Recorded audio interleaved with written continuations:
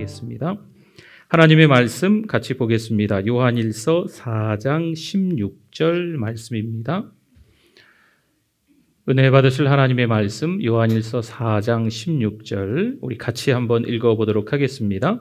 하나님이 우리를 사랑하시는 사랑을 우리가 알고 믿었노니 하나님은 사랑이시라. 사랑 안에 거하는 자는 하나님 안에 거하시고 하나님도 그의 안에 거하시느니라. 아멘. 앞뒤 분들 보시고 같이 우리 따뜻하게 인사말을 좀 건네겠습니다. 안녕하세요. 반갑습니다. 잘 지내셨죠? 은혜 많이 받으세요. 네.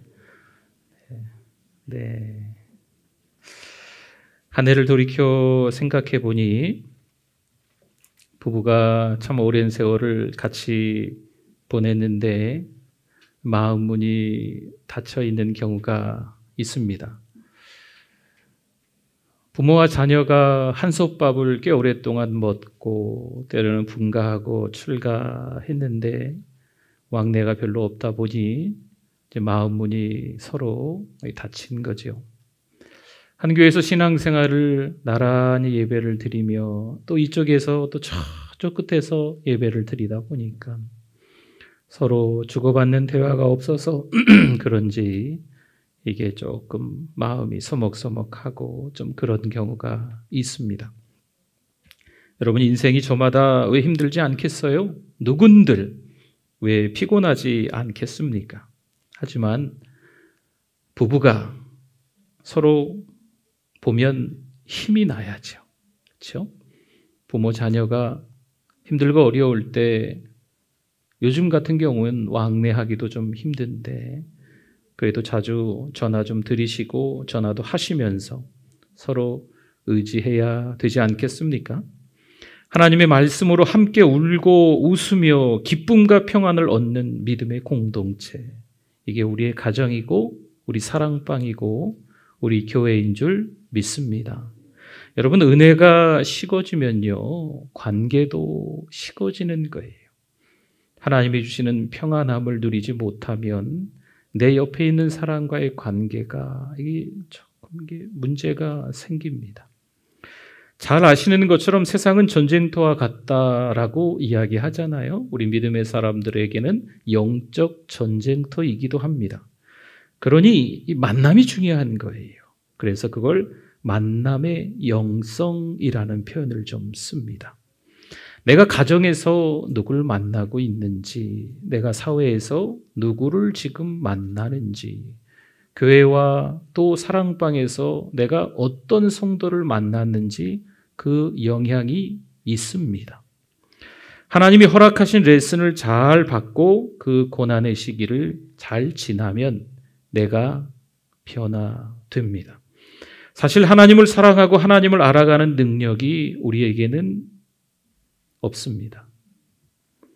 그래서 이 능력조차 우리에게 하나님이 선물로 주셨습니다. 버스 기사가요, 여느 때와 다름없이 마을 버스를 운전하고 있었습니다. 오늘 뭔 날인가 이렇게 많은 사람들이 유난히 탔어요. 한참 오르막길을 오르다가 이제 내리막으로 내려가는데 버스 기사가 이제 알아챈 거죠. 브레이크가 고장났구나. 여러분 브레이크를 고장난 차로 이 내리막을 꼬부랑길을 커브길을 막 내려오는 거죠. 뒤에서는 난폭 운전을 한다 야단들이죠. 그러나 브레이크가 고장났다라고는 이야기할 수 없는 거예요. 어찌어찌해서 몇 개의 커브길을 간신히 지나서 이제는 다리 하나만 건너면 오르막이기 때문에 차가 설 것 같습니다. 휴, 다행이다. 그런데 잘 보니 다리 위에 어린아이들 몇 명이서 놀고 있는 거죠. 이 다급한 마음으로 버스기사는 빵빵 눌렀습니다. 하나 둘 아이들이 다 비키는데 한 명의 아이가 비키지 않는 거죠. 크락션을 누르면 누를수록 이 아이는 더 반갑게 해맑게 웃으면서 손을 흔들고 있습니다. 버스기사는 선택을 해야만 합니다. 이 아이를 치고 지나가면서 버스를 안전하게 세우는가, 아니면 이 아이를 살리기 위해서 핸들을 꺾고 다리 밑으로 차가 떨어지면서 많은 사상자를 만들 것인가? 이 버스 기사는 잠시 고민하더니 그냥 아이를 치고 지나가며 이 차가 정차를 했습니다. 버스에 타고 있던 사람들이 다 한마디씩 하지요. 왜 그랬냐고, 나쁜 사람이라고. 버스 기사는 내려서 이 아이를 끌어안고 하염없이 눈물만 흘립니다. 한쪽에서 어떤 청년이 이야기를 하네요. 이 아이는 이 버스 기사님의 아들입니다. 여러분, 이것이 독생자 예수님을 십자가에 희생시켜 우리를 구원하신 하나님 아버지의 마음입니다.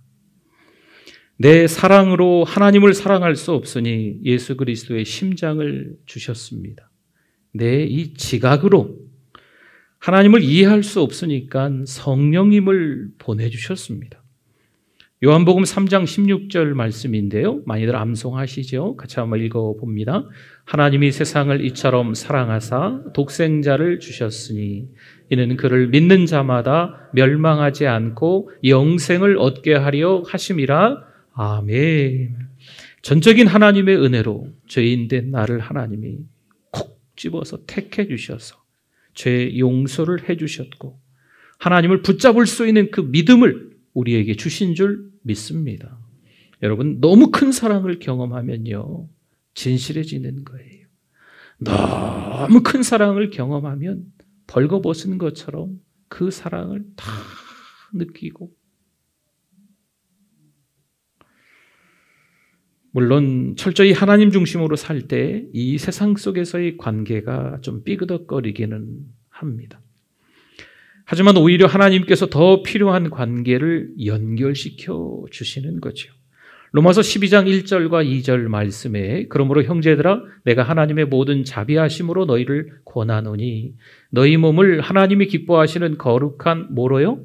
산 제물로 드리라. 이는 너희가 드릴 영적 예배니라. 2절은 같이 읽어주십시오. 너희는 이 세대를 본받지 말고 오직 마음을 새롭게 함으로 변화를 받아 하나님의 선하시고 기뻐하시고 온전하신 뜻이 무엇인지 분별하도록 하라. 아멘. 여러분, 결혼 생활도 예배예요. 직장 생활도 예배입니다. 우리 사람들끼리 만나는 이런 관계 속에서도 그게 다 예배라는 거예요. 그 모든 예배 가운데 나를 뭘로 드려요?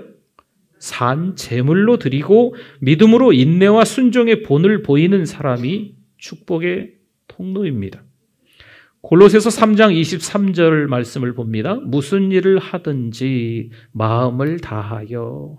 이 말씀을 좀 쉽게 풀이하면 무슨 일을 하든지 최선을 다해서 누구에게 하듯 하고? 주께 하듯 하고 사람에게 하듯 하지 말라. 어떤 일을 하든지 최선을 다해서 주님께 하는 것처럼 하라는 거죠. 나쁜 지도자, 나쁜 부모, 나쁜 남편, 그래도 그런 얘기들 하시더라고요. 없는 것보다는 낫다. 나쁜 사장, 나쁜 직장 상사, 그래도 내가 그 직장에서 일하고 있으니 다행이다 라고 말씀들을 하시네요.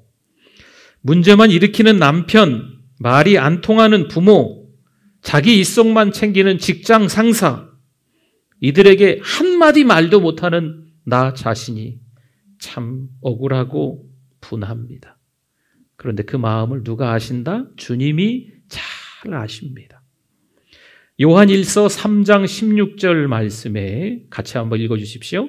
그가 우리를 위하여 목숨을 버리셨으니 우리가 이로써 사랑을 알고 우리도 형제들을 위하여 목숨을 버리는 것이 마땅하니라.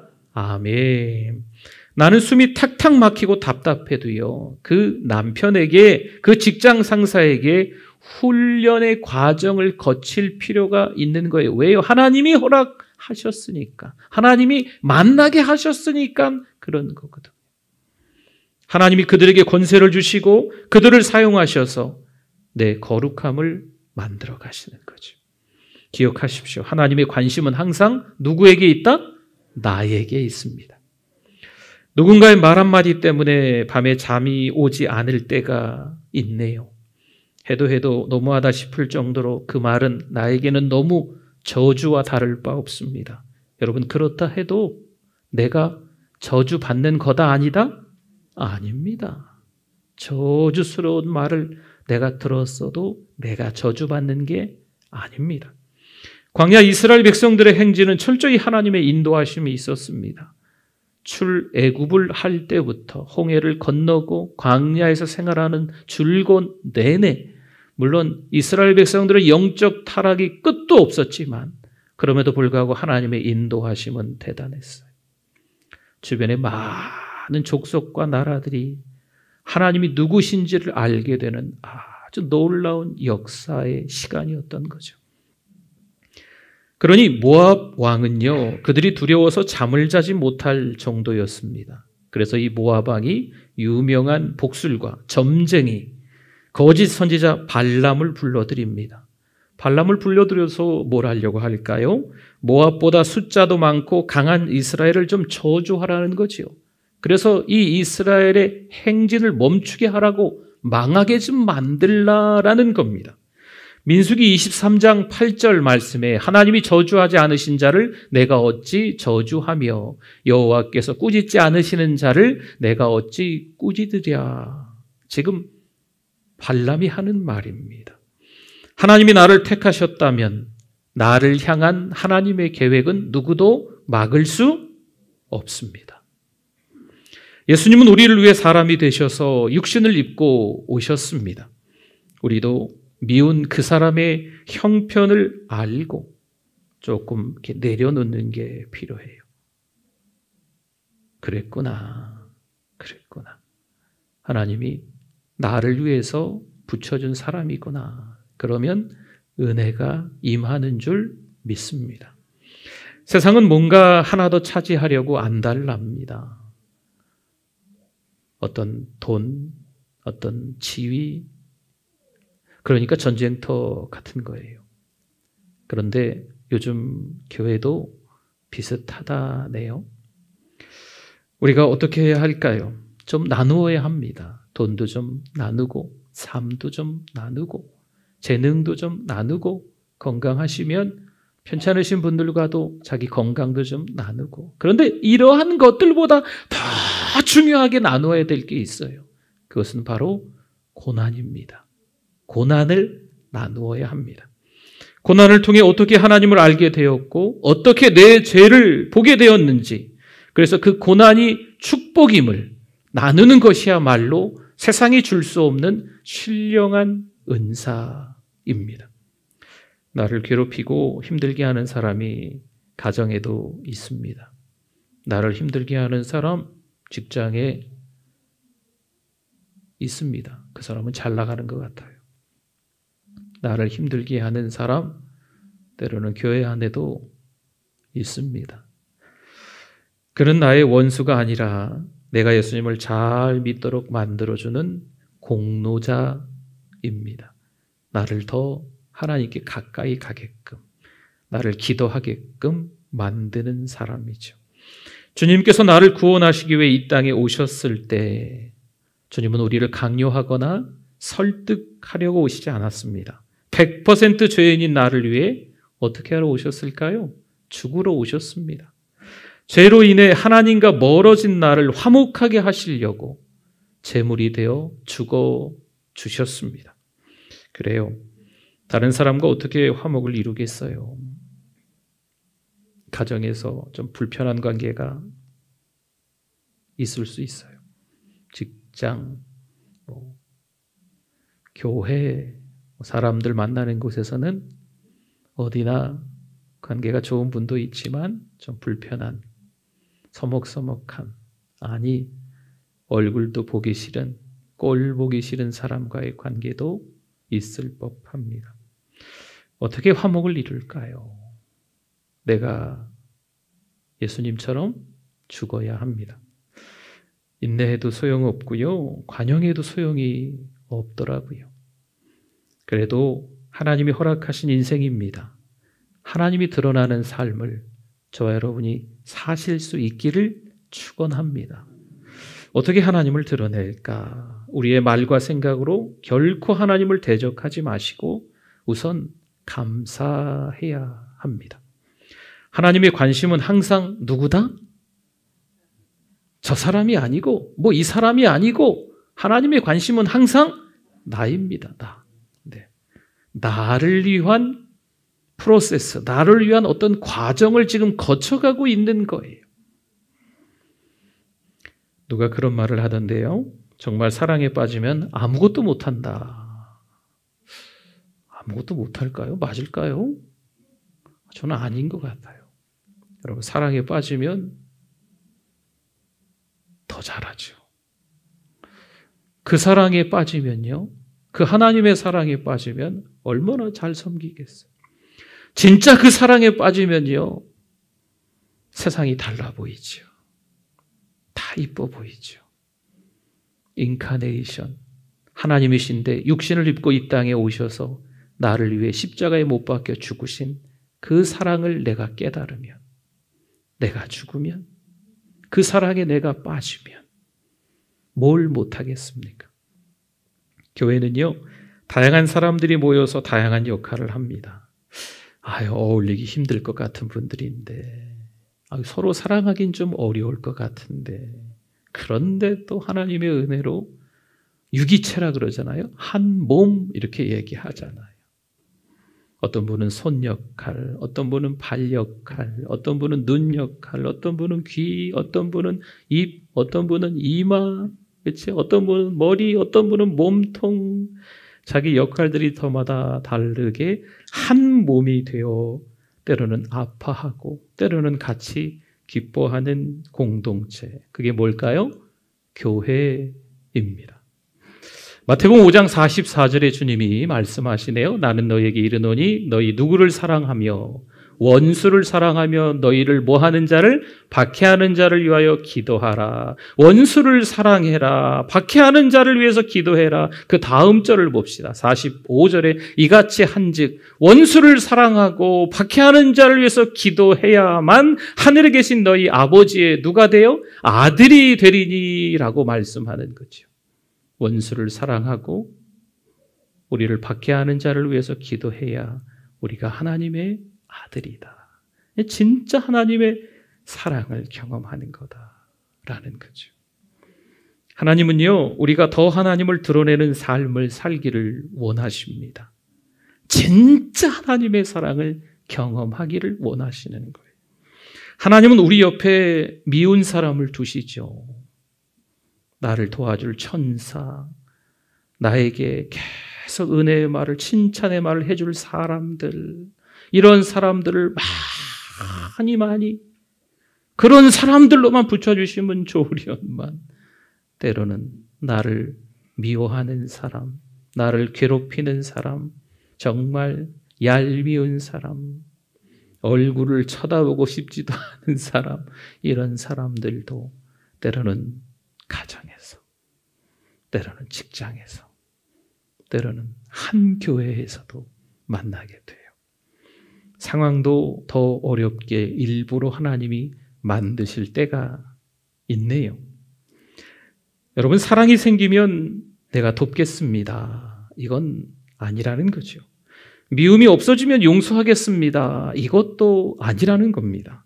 좋은 교회는요, 찾아가는 것이 아니라 만들어가는 것입니다. 좋은 교회가 어디 있나? 완벽한 교회가 어디 있나? 설교의 황태자 찰스 스펄전 목사님이 은혜롭게 설교를 하셨는데 한 젊은이가 와서 질문을 하는 거죠.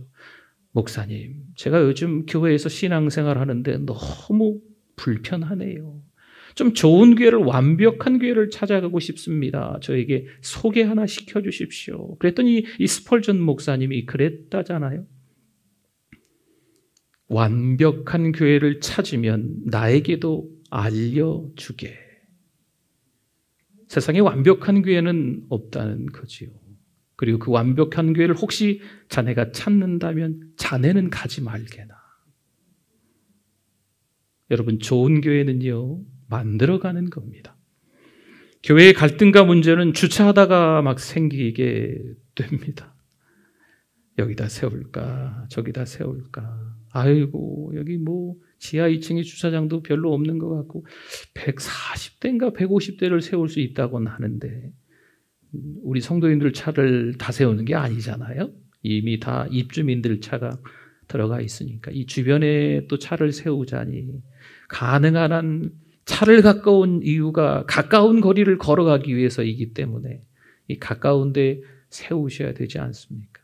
그래서 이래저래 주차하다가 불편한 마음들이 또 예배를 드리러 예배실에 들어왔는데 우리 노란 옷을 입은 분들이 이제 안내팀이신데 얼마나 안내를 잘해 주세요. 그러나 안내를 하다 보면 또 바쁘게 여러 성도님들이 들어오시다 보면 또 때로는 어떤 방향만 가르칠 수도 있고 또 이 마스크를 써서 언어 전달이 잘 안 돼서 퉁명스럽게 들릴 수도 있겠지요. 그래서 마음에 상처를 입을 때도 있는 겁니다. 뿐만 아니죠. 교회 청소를 하다가 네 구역이니 내 구역이니 네가 해야지 내가 해야지 같은 남녀 선교회 청소를 이렇게 하시다가 때로는 말 한마디로 인하여서 마음이 참 언짢는 일이 벌어집니다. 사소한 일인 것 같지만 마음이 무너집니다. 여러분, 저도 그렇고 여러분들도 그렇고 우리 모두가 우리의 언행을 잘 살피실 수 있기를 부탁을 드립니다. 내 사람 지키냐고 다른 사람 가슴에 비수를 꽂지 말아야 돼요. 나 마음 편하자고 다른 사람에게 할 말 못할 말 다 쏟아내는 거, 이건 좀 조심해야만 합니다. 선한 뜻으로 말했겠지만 누군가는 실족합니다. 이거 말할까 말까 고민했는데 그러면 말하지 말아야죠. 말할까 말까 고민했으면 말하지 않는 게 맞습니다. 직장 생활이 힘들 수 있습니다. 가족들과 함께 모이는 게 참 부담될 때도 있습니다. 시댁이 가기 싫으실 수도 있습니다. 누군가 얼굴 보는 것조차 끔찍할 수도 있습니다. 사랑하는 성도 여러분, 성경은 말씀합니다. 내 십자가로 여기셔야 합니다. 무시와 조롱을 받는 비참한 환경이라도 영혼 구원을 위해서, 영혼 구원을 위해서 우리 모두가 힘써야 할 때인 줄 믿습니다. 한 주간 어떻게 사시겠습니까? 하나님의 진짜 사랑을 좀 경험했으면 좋겠어요. 하나님이 드러나는 삶을 사시기를 축원합니다. 아멘.